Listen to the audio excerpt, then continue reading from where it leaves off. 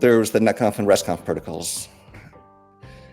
These provide protocol operations on the data store trees. So remember, each data store is composed of Yang data modeled data, and these protocols enable interaction with the data. This provides model-driven programmability. So quickly, we'll discuss NETCONF and RESTCONF. But by and large, these are the same, they're so similar that most implementations build one on top of the other. And so commonly you'll find a NETCONF server also supports a RESTCONF server because they're so similar, and it's just a matter of a few differences, but it's easy to convert one message into the other and support both. But quickly, let's discuss some differences. From the encoding perspective, NETCONF is XML only, whereas RESTCONF can convey XML and JSON encoded data, or really any data that has a hypermedia type. NETCONF transports are SSH and TLS, while the RESTCONF transport is always HTTP, but potentially over either QUIC or TLS. From an operations perspective, NETCONF uses XML-based operations. It's a custom XML-based protocol, and so you have operations such as edit config in it.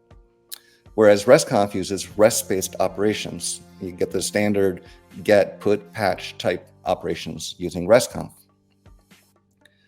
And those are the really, some high-level differences, but they also are very much the same. And I just wanted to call this out, that they're both fully Yang aware, meaning that they can interact with the Yang data at different levels. They can target individual nodes in the data tree. And so if you just want to change the data or configuration of a specific node anywhere in the data tree, either of these protocols can support that easily. They also are both NMDA, or Network Management Data Store Architecture, aware. They both fully support it. They can target the different data stores. And they're both transactional. And in the lower right, you can see transactional API is when any valid configuration can move to any other valid configuration in a single protocol operation. Remember, one of the outputs of the workshop was that network management protocols should support transactions.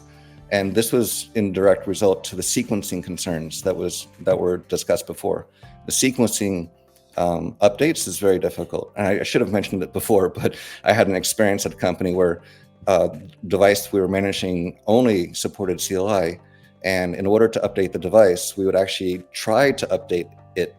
I think it was up to 3 times through the CLI. And on the 3rd time, if the sequence still wasn't correct, we'd finally fail and give up on trying to update that device. That just gives an example of how important transactional APIs are.